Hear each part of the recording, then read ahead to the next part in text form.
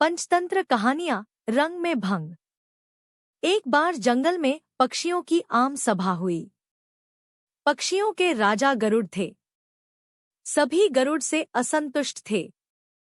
मोर की अध्यक्षता में सभा हुई। मोर ने भाषण दिया, साथियों, गरुड़ जी हमारे राजा हैं, पर मुझे यह कहते हुए बहुत दुख होता है कि उनके राज में हम पक्षियों की दशा बहुत खराब हो गई है। उसका यह कारण है कि गरुड़ जी तो यहाँ से दूर विष्णु लोक में विष्णु जी की सेवा में लगे रहते हैं। हमारी ओर ध्यान देने का उन्हें समय ही नहीं मिलता। हमें अवनी समस्याएं लेकर फरियाद करने जंगली चौपायों के राजा सिंह के पास जाना पड़ता है। हमारी गिनती न 3 में रह गई है और न 13 में। अब हमें क्या करना चाहिए, यही विचारने के लिए यह सभा बुलाई गई है। हुदहुद ने प्रस्ताव रखा, हमें नया राजा चुनना चाहिए जो हमारी समस्याएं हल करे और दूसरे राजाओं के बीच बैठकर हम पक्षियों को जीव जगत में सम्मान दिलाएं। मुर्गे ने बांग दी, कुकड़ू कून। मैं हुदहुद जी के प्रस्ताव का समर्थन करता हूँ। चील ने जोर की सीटी मारी, मैं भी सहमत हूँ। मोर ने पंख फैलाए और घोषणा की, तो सर्वसम्मति से तय हुआ कि हम नए राजा का चुनाव करें, पर किसे बनाएं हम राजा? सभी पक्षी एक दूसरे से सलाह करने लगे। काफी देर के बाद सारस ने अपना मुंह खोला, मैं राजा पद के लिए उल्लू जी का नाम पेश करता हूँ। वे बुद्धिमान हैं। उनकी आंखें तेजस्वी हैं। स्वभाव अति गंभीर है, ठीक जैसे राजा को शोभा देता है। हार्नबिल ने सहमति में सिर हिलाते हुए कहा, सारस जी का सुझाव बहुत दूरदर्शितापूर्ण है। यह तो सब जानते हैं कि उल्लू जी लक्ष्मी देवी की सवारी है। उल्लू हमारे राजा बन गए तो हमारा दारिद्र्य दूर हो जाएगा। लक्ष्मी जी का नाम सुनते ही सब पर जादू सा प्रभाव हुआ। सभी पक्षी उल्लू को राजा बनाने पर राजी हो गए।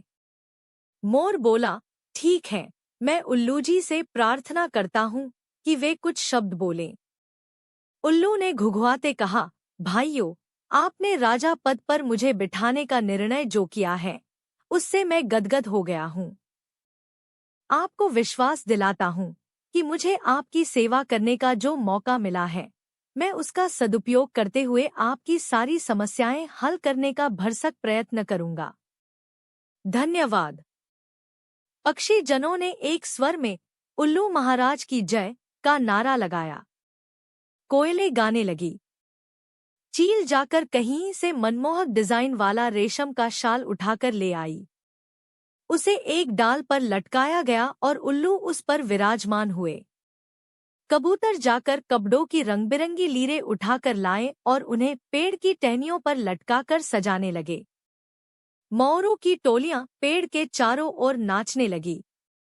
मुर्गों व शतुरमुर्गों ने पेड़ के निकट पंजों से मिट्टी खोद खोद कर एक बड़ा हवन तैयार किया। दूसरे पक्षी लाल रंग के फूल लाला कर कुंड में ढेरी लगाने लगे। कुंड के चारों ओर 8-10 तोते बैठकर मंत्र पढ़ने लगे। बया चिड़ियों ने सोने व चांदी के तारों से मुकुट बुन डाला तथा हंस मोती लाकर मुकुट में फिट करने लगे।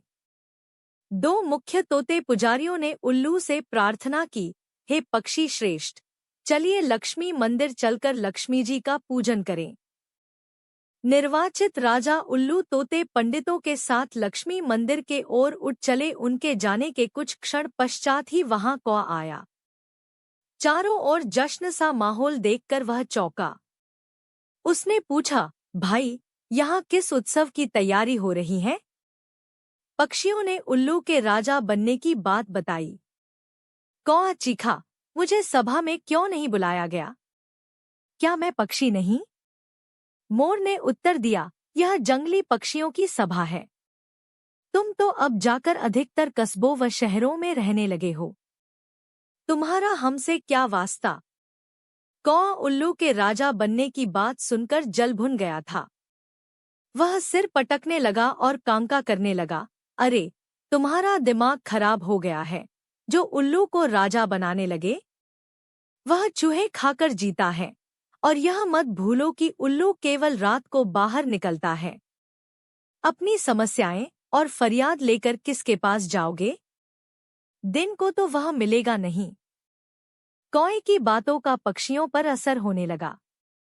वे आपस में कानाफूसी करने लगे कि शायद उल्लू को राजा बनाने का निर्णय कर उन्होंने गलती की है।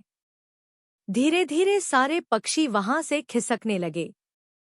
जब उल्लू लक्ष्मी पूजनकार तोतों के साथ लौटा तो सारा राज्याभिषेक स्थल सूना पड़ा था। उल्लू घुघुआया, सब कहाँ गए? उल्लू की सेविका खंडरिच पेड़ पर से बोली, कौ आकर सबको उल्टी पट्टी पढ़ा गया। सब चले गए।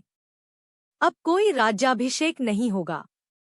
उल्लू चोंच पीसकर रह गया।